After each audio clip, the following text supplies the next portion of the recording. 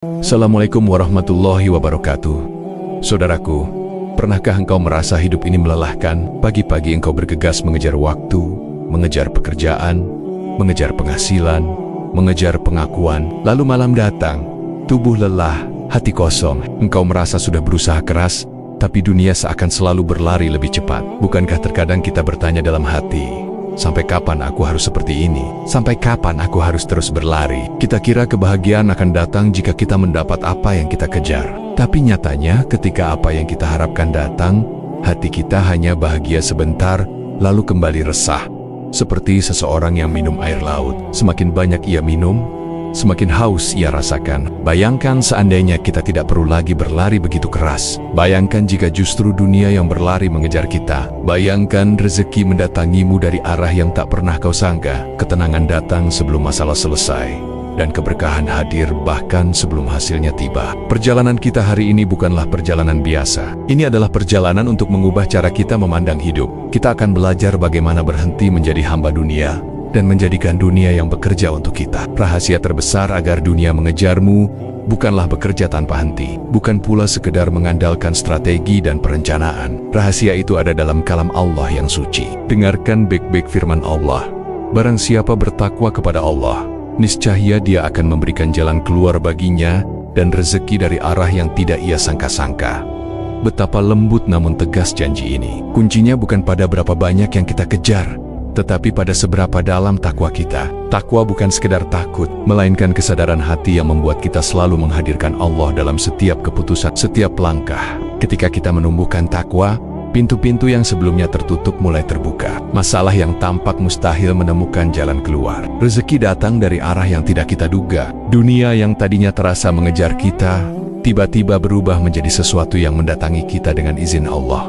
Namun untuk menumbuhkan takwa, kita harus berani menoleh ke dalam diri. Kadang kita terlalu sibuk mengatur rencana, mencari jalan keluar dengan kekuatan kita sendiri sampai lupa untuk bertanya pada diri sendiri, apa yang sebenarnya aku kejar? Apakah semua ini membuatku lebih dekat dengan Allah atau justru menjauhkan aku darinya? Disinilah kita perlu jeda, berhenti sejenak.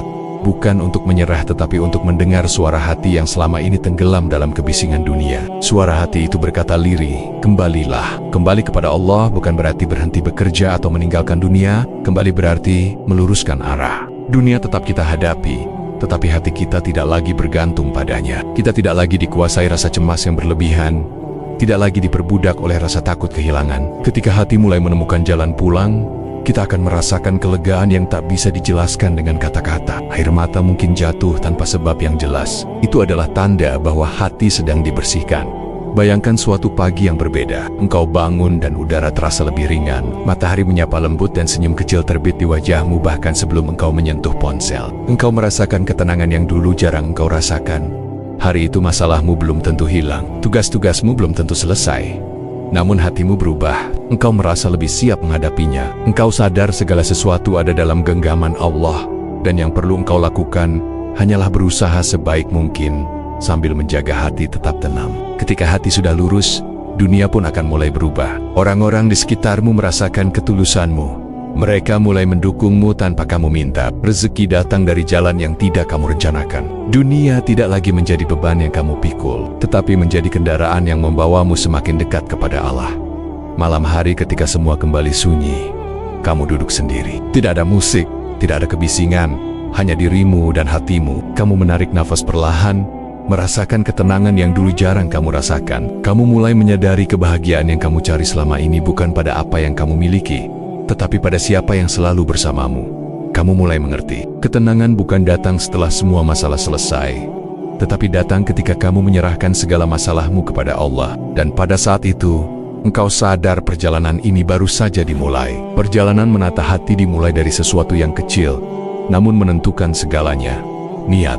Niat adalah akar dari seluruh amal. Jika akar itu baik, maka pohon kehidupan kita akan tumbuh subur. Jika akar itu kotor, maka pohon itu akan layu walau dari luar tampak hijau. Duduklah sejenak, pejamkan matamu. Ucapkan perlahan di dalam hati, ya Allah, aku ingin Engkau ridho. Aku ingin hidupku bersih dari kesombongan, dari cinta dunia yang berlebihan. Aku ingin menjadikanmu tujuan, bukan sekedar lisan yang memujimu. Kalimat sederhana itu, bila diulang-ulang akan menjadi doa yang menghidupkan hati. ia akan menjadi akar dari semua langkahmu. Banyak dari kita yang berbuat baik, tetapi tidak sadar bahwa di balik kebaikan, itu ada harapan dunia. Kita salat, tetapi hati kita memikirkan keuntungan. Kita bersedekah, tetapi berharap dilihat orang. Kita menolong, tetapi ingin dipuji. Ketakwaan tumbuh ketika kita belajar memurnikan tujuan. Kita mulai berkata pada diri sendiri, aku bekerja bukan hanya untuk gajiku, tetapi agar nafkahku halal dan membawa berkah. Aku menolong bukan agar orang berterima kasih, tetapi agar Allah ridho. Aku sabar bukan karena aku lemah, tetapi karena aku percaya Allah melihat. Saat hati mulai jernih, beban terasa ringan. Kita tidak lagi mudah kecewa ketika manusia tidak menghargai. Kita tidak lagi terlalu senang ketika dunia memuji. Karena kita tahu yang paling penting adalah pandangan Allah, bukan pandangan manusia. Ketakwaan hanya bisa bertahan jika hubungan kita dengan Allah terjaga. Mulailah dari hal yang paling mendasar. Salat bukan sekedar kewajiban, tetapi pertemuan dengan Sang Kekasih. Hadirkan hati ketika berdiri. Rasakan setiap bacaan, biarkan sujudmu menjadi tempatmu meletakkan semua beban. Bangunlah di sepertiga malam walau hanya sebentar. Angkat tanganmu, ucapkan segala keluh kesahmu. Biarkan air mata menjadi saksi kerinduanmu kepadanya. Disitulah hati mulai lembut, dan disitulah pintu-pintu pertolongan mulai terbuka. Takwa adalah kesadaran yang membuat kita selalu ingat bahwa Allah melihat kita. Dan saat kesadaran itu menjadi kebiasaan, dunia akan terasa lebih ringan. Kita tidak lagi panik ketika gagal, tidak lagi sombong ketika berhasil. Dalam perjalanan ini akan ada saatnya kita diuji. Ada doa yang tidak langsung terkabul, ada usaha yang terasa berat, ada pintu yang masih tertutup. Namun disitulah ketakwaan diuji. Sabar bukan berarti diam tanpa usaha, tetapi terus berusaha sambil percaya bahwa Allah punya waktu terbaik. Syukur bukan hanya diucapkan ketika kita mendapat nikmat besar, tetapi juga ketika kita diberi hal kecil. Bahkan ketika kita diberi ujian yang menyadarkan kita, orang yang sabar dan bersyukur akan menemukan keajaiban. Hatinya tetap tenang bahkan ketika dunia di sekitarnya berguncang. Dan itulah saat dunia mulai tunduk. Bukan karena ia kuat, tetapi karena Allah menolongnya. Semakin hari hati kita semakin peka. Kita mulai bisa merasakan kapan niat kita miring dan segera meluruskannya. Kita mulai bisa merasakan kapan kita terlalu cinta dunia dan segera menahan diri. Kita mulai menikmati momen-momen hening karena disitulah kita merasa dekat dengan Allah. Kita mulai melihat dunia bukan dengan mata yang serakah, tetapi dengan mata yang bersyukur. Dunia mulai datang mendekat, rezeki menjadi lebih berkah, hati menjadi lebih lapang, dan masalah menjadi guru yang mendewasakan. Dan kita pun mulai mengerti, inilah awal hidup yang sebenarnya. Ketika hati mulai terbiasa mengingat Allah, hal-hal kecil yang dulu terasa biasa, kini mulai terasa bermakna. Senyum seseorang di jalan membuatmu bersyukur. Pagi yang tenang terasa seperti hadiah. Bahkan kesulitan kecil yang dulu membuatmu marah, kini menjadi pengingat yang membuatmu mendekat kepadanya. Ini adalah tanda pertama bahwa dunia mulai melunak. Dunia yang dulu terasa keras dan menekan, kini seolah lebih bersahabat. Masalah masih ada, tetapi cara hatimu menghadapinya berbeda. Kamu tidak lagi mudah panik. Kamu belajar berkata pada dirimu, Allah pasti menolong. Aku hanya perlu sabar dan terus melangkah. Dan tiba-tiba solusi datang dari arah yang tak terduga. Rezeki kecil mulai datang tepat pada waktunya. Pertolongan muncul di saat paling diperlukan. Kamu mulai menyadari, ini bukan kebetulan. Ini adalah bukti janji Allah mulai bekerja. Semakin kamu luruskan niat, semakin kamu jaga hatimu, dunia akan semakin datang mendekat. Pintu-pintu kebaikan terbuka satu persatu. Orang-orang yang dulu sulit kamu ajak bekerja sama, kini mulai mendukungmu. Kesempatan yang dulu jauh tiba-tiba hadir di hadapanmu. Dan yang paling indah, kamu tidak lagi merasa takut kehilangan. Karena kamu tahu dunia yang datang kepadamu bukan karena kepintaranmu semata, tetapi karena Allah yang menggerakkannya. Dan Allah yang memberi adalah Allah yang mampu menjaga hidupmu. Mulai lebih tenang. Kamu tidak lagi sibuk membandingkan hidupmu dengan hidup orang lain. Kamu sibuk memperbaiki hatimu, sibuk bersyukur, sibuk memberi manfaat. Dan tanpa kamu sadari, dunia semakin mengejarmu. Perubahan itu tidak hanya terlihat dari luar, tetapi juga terasa di dalam. Hatimu yang dulu sempit, kini terasa luas. Kamu lebih mudah memaafkan, lebih mudah tersenyum, lebih mudah berkata tidak apa-apa. Bahkan ketika ada yang menyakiti, kamu mulai mengerti bahwa segala sesuatu yang terjadi dalam hidupmu adalah bagian dari rencana besar. Kegagalan bukan akhir, melainkan pelajaran. Kehilangan bukan hukuman, melainkan cara Allah menyiapkan sesuatu yang lebih baik. Dan saat hatimu lapang, dunia terasa lebih ringan. Kamu menikmati perjalanan bukan hanya menunggu hasil, Kamu menemukan kebahagiaan bahkan di tengah ujian. Kemudian kamu mulai melihat sesuatu yang tak bisa dijelaskan dengan logika biasa. Rezeki datang pada waktu yang paling tepat, bukan lebih cepat, bukan lebih lambat. Masalah yang rumit menemukan penyelesaian yang bahkan tidak terpikirkan sebelumnya. Kadang pertolongan itu datang lewat orang yang sama sekali tidak kamu duga. Kadang ia datang lewat jalan yang awalnya tampak sulit, tapi ketika kamu melewatinya, kamu sadar itu adalah jalan terbaik yang Allah pilihkan untukmu. Dan disitulah kamu semakin yakin, semakin mantap melangkah, semakin percaya bahwa jika hatimu terus terhubung dengannya, dunia akan terus mendatangimu dengan cara yang paling indah. Di malam hari kamu duduk sendirian, hening, tidak ada suara selain detak jantungmu sendiri. Kamu mengingat semua yang telah terjadi dalam hidupmu. Luka, tawa, jatuh, bangun, dan entah mengapa, kali ini kamu bisa tersenyum. Kamu bisa berkata dalam hati, ternyata semua ini tidak sia-sia. Semua ini membawaku sampai di titik ini. Air mata jatuh bukan karena sedih, tetapi karena syukur. Mulailah dengan memperbanyak syukur. Syukur yang tidak hanya diucapkan di bibir, tetapi diwujudkan dalam sikap. Ketika rezeki datang, bertanyalah pada diri, bagaimana aku bisa menjadikannya jalan kebaikan? Ketika nama kita mulai dikenal, bertanyalah, bagaimana aku bisa menjadikannya sarana dakwah, bukan kesombongan. Kesadaran ini membuat kita tetap rendah hati. Kita tahu bahwa semua yang datang bukan karena kita istimewa, tetapi karena Allah yang memberi. Dan Dia bisa mengambilnya kapan saja. Kerendahan hati adalah pelindung dari kesombongan. Kita bisa menjaganya dengan terus mengingat bahwa kita hanyalah hamba. Kita bisa jatuh kapan saja jika Allah tidak menolong. Kita bisa hilang arah jika Allah tidak menuntun. Latihlah diri untuk terus melihat orang lain dengan pandangan kasih, bukan meremehkan. Saat melihat seseorang yang sedang jatuh, ingatlah bahwa kita pun pernah berada di titik lemah. Saat melihat seseorang yang masih bergelut dalam dosa, ingatlah bahwa kita pun pernah berjuang keluar dari kegelapan. Kerendahan hati membuat kita tetap lembut, dan hati yang lembut adalah hati yang terus bisa menerima petunjuk. Banyak orang yang semangat ibadahnya hanya di masa sulit. Begitu kesulitan itu pergi, ibadah pun ikut hilang. Kita harus belajar menjaga ibadah. Bahkan ketika hidup terasa mudah, jadikan salat sebagai titik temu yang tidak bisa ditawar. Jadikan tilawah sebagai pelipur hati yang tak boleh ditinggalkan. Jadikan doa malam sebagai momen pribadi antara kita dan Allah, walau hanya sebentar. Karena dunia bisa saja mengejarmu, tetapi jika ibadahmu hilang, ketenangan itu pun akan hilang. Maka ibadah adalah jangkar yang menjaga kapal hati agar tidak hanyut. Dan ketika semuanya terjaga, niatmu, syukurmu, ibadahmu, kamu akan mulai merasakan manisnya hidup yang diberkahi. Bukan hanya karena rezekimu banyak, tetapi karena rezekimu terasa cukup. Bukan hanya karena waktumu panjang, tetapi karena waktumu terasa berkah. Kamu bisa duduk bersama keluargamu tanpa beban. Kamu bisa menikmati makanan sederhana dengan hati yang tenang. Kamu bisa melihat masa depan tanpa rasa takut yang berlebihan, karena kamu tahu Allah ada di sisimu. Dan di titik ini kamu mulai menyadari bahwa dunia yang mengejarmu bukan lagi menjadi beban. Ia menjadi ladang. Ia menjadi sarana, ia menjadi kendaraan untuk semakin dekat kepada Allah. Ketika hati sudah dijaga, ketika kesadaran sudah tertanam, ada sesuatu yang memancar dari dalam dirimu. Ketenanganmu terasa oleh orang lain, senyummu menenangkan, ucapanmu menyejukkan, bahkan tanpa berkata banyak. Kehadiranmu membuat orang merasa lebih baik. Itulah cahaya hati. Cahaya itu datang bukan dari kepintaran, bukan dari kekayaan, tetapi dari kedekatanmu dengan Allah. Dan cahaya itu akan menarik kebaikan, menarik rezeki, menarik orang-orang baik untuk mendekat kepadamu. Dunia mengejarmu bukan lagi hanya dalam bentuk materi, tapi dalam bentuk kebikan-kebikan yang datang menghampiri. Kamu mulai melihat, kata-katamu mulai didengar, nasihatmu mulai diikuti. Orang-orang yang dulunya jauh dari kebaikan mulai bertanya padamu. Mereka melihat cara kamu hidup, cara kamu menghadapi masalah, cara kamu tersenyum di tengah cobaan, dan mereka terinspirasi. Dan kamu sadar ini bukan tentang ini, bukan tentang siapa dirimu. Ini tentang Allah yang menjadikanmu perantara cahaya. Maka kamu semakin berhati-hati. Kamu tidak ingin kesombongan menghapus keberkahan ini. Kamu tidak ingin pujian membuatmu lupa diri. Kamu terus meluruskan niat, ya Allah, jadikan aku hanya perantara kebaikan.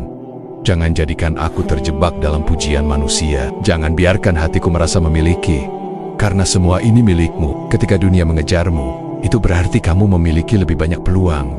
Dan peluang itu adalah amanah. Kamu mulai memberi lebih banyak, bukan hanya harta, tetapi waktu, perhatian, doa. Kamu membantu yang lemah tanpa pamrih. Kamu mendukung yang berjuang dengan tulus. Kamu mendoakan orang lain bahkan ketika mereka tidak tahu. Dan kamu merasakan sesuatu yang luar biasa.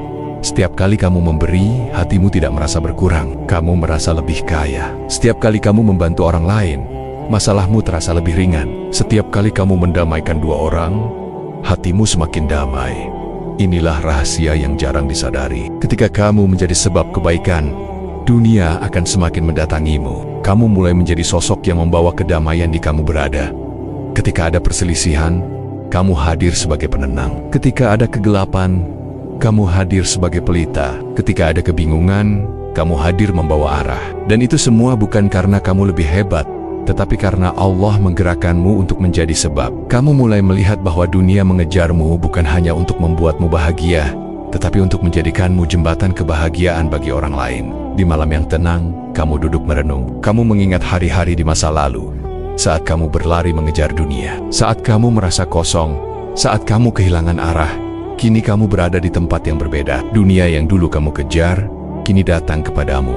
Air mata kembali jatuh. Namun kali ini bukan karena sedih, melainkan rasa syukur yang tak bisa ditahan. Kamu berbisik dalam hati, "Ya Allah, Engkau telah mengubah hidupku. Engkau membuatku menemukan makna. Jadikan aku selalu rendah hati. Jadikan aku terus bermanfaat. Jangan biarkan aku kembali mengejar dunia, tetapi biarlah dunia datang kepadaku sebagai sarana untuk semakin dekat kepadamu." Dan malam itu terasa sangat indah.